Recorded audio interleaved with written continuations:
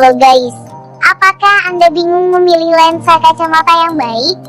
Berikut beberapa faktor yang harus diperhatikan dalam memilih lensa, yaitu nilai AB, indeks bias, anti ultraviolet, kekuatan lensa, anti sinar biru, dan lensa untuk berkendara. Oke, mari kita bahas satu persatu. Yang pertama adalah nilai AB. Nilai AB material lensa kacamata bervariasi, yaitu antara 30 sampai 60. Nilai AB suatu lensa yang baik mempunyai nilai di atas 50. Nilai AB menengah yaitu antara 40 sampai 50 dan nilai AB yang rendah kurang dari 40. Jika nilai AB rendah, maka penglihatan kita menjadi kurang jernih. Jadi, pilihlah lensa yang memiliki nilai AB yang tinggi. Contoh lensa yang memiliki AB value tinggi adalah CR39 yang mempunyai nilai AB 58 dan lensa TAF dengan nilai AB 54.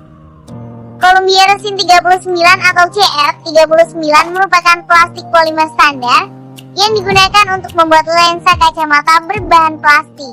Contoh lensa yang memiliki AB value menengah yaitu bahan MR8 Mitsui yang memiliki nilai AB 41. Dan yang memiliki AB value rendah yaitu lensa plastik 1,56 dan 1,6 juga polikarbonat dengan nilai AB 30. Tetapi lensa polikarbonat ini memiliki keunggulan yaitu anti pecah. Yang kedua adalah indeks bias.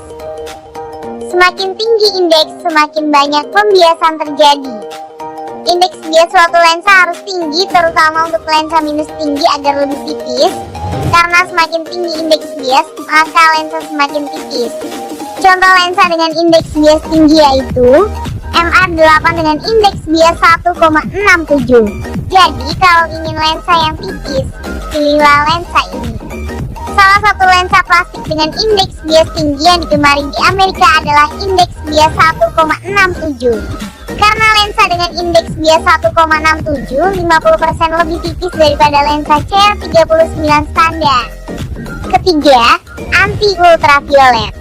Fungsi dari anti UV adalah untuk menolak sinar ultraviolet. Sinar ultraviolet ini sangat berbahaya bagi kesehatan mata. Sinar UV dapat menyebabkan tumor, katarak, dan bahkan menyebabkan kehilangan penglihatan permanen. Untuk mengatasi itu, Anda dapat menggunakan lensa fotochromik. Warna lensa fotochromik ketika berada di dalam ruangan adalah bening. Namun ketika berada di luar ruangan, warnanya berubah menjadi gelap seperti kacamata hitam. Lensa ini efektif memberi perlindungan dari radiasi sinar ultraviolet. Semakin besar intensitas cahaya, makin gelap pula tingkat warna yang dihasilkan. Selanjutnya adalah kekuatan lensa. Polikarbonat merupakan material termoplastik yang sangat fleksibel sehingga menjadikannya tahan terhadap benturan. Polikarbonat memiliki kelebihan dibandingkan dengan lensa yang terbuat dari kaca dan CR39 dalam hal daya tahan terhadap benturan sehingga banyak digunakan. Namun kekurangan material ini hanya memiliki nilai AB yang rendah yaitu 30, sehingga derajat dispersi kromatik menjadi tinggi. Memilih bahan lensa yang kuat adalah hal yang sangat penting agar kacamata kita tidak mudah pecah dan aman dari benturan. Lensa yang mempunyai kekuatan yang luar biasa ini ada pada bahan TAF. Lensa ini sudah teruji 18 kali lebih kuat dari lensa dengan bahan biasa. Cara pengujiannya yang biasa dilakukan dengan cara menggunakan drop ball test, sedangkan pengujian lensa anti pecah dengan extreme test, yaitu tembakan peluru. Perbedaan antara TAF dan polikarbonat adalah TAF memberikan kejernihan optikal yang lebih baik, bening, ringan dan super kuat di kelasnya. Lensa ini disarankan untuk anak-anak, orang tua, olahragawan serta orang-orang beraktivitas tinggi dan beresiko kena benturan yang mengakibatkan lensa pecah.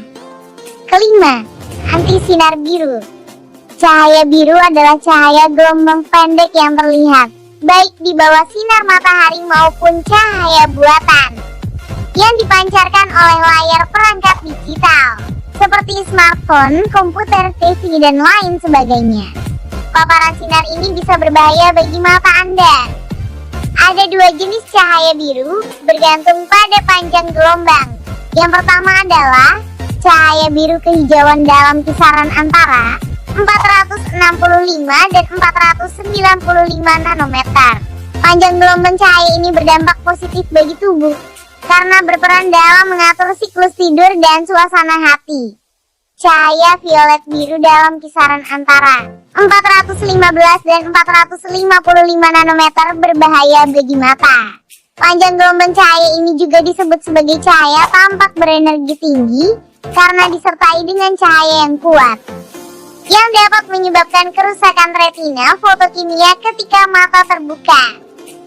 Cahaya biru violet baru-baru ini diakui sebagai faktor yang bertanggung jawab atas perkembangan generasi makula terkait usia atau AMD. UVC yang ditandai dengan panjang gelombang hingga 280 nanometer diserap oleh lapisan ozon di atmosfer. UVB dengan panjang gelombang dari 280 sampai 315 nanometer diserap seluruhnya oleh kornea di permukaan mata. Dan sinar UVA memiliki panjang gelombang yang lebih panjang, yaitu 315 sampai 400 nanometer. Sebagian besar diserap oleh kornea. Tetapi dari cahaya yang melewati kornea, hampir semuanya diserap oleh bagian mata yang disebut lensa, dengan sekitar 1% melewati lensa dan mencapai retina. Paparan sinar UV ini diketahui menyebabkan fotokeratitis atau sengatan matahari pada mata dan menyebabkan masalah kronis seperti pterygium dan katarak. Dengan mengurangi sinar UV, kita dapat mengurangi kerusakan pada kornea dan lensa. Untuk mengatasi masalah ini, kita membutuhkan lensa anti sinar biru yang dapat memberikan perlindungan maksimal dari paparan sinar biru, sehingga mata kita aman saat kita menggunakan perangkat digital di mana saja dan kapan saja. Yang keenam adalah lensa berkendara. Berkendara terus-menerus membutuhkan penglihatan jarak jauh untuk menavigasi rute dan lalu lintas, penglihatan dekat untuk dashboard, dan penglihatan periferal untuk kaca spion samping. Semuanya pada saat yang bersamaan secara terus-menerus.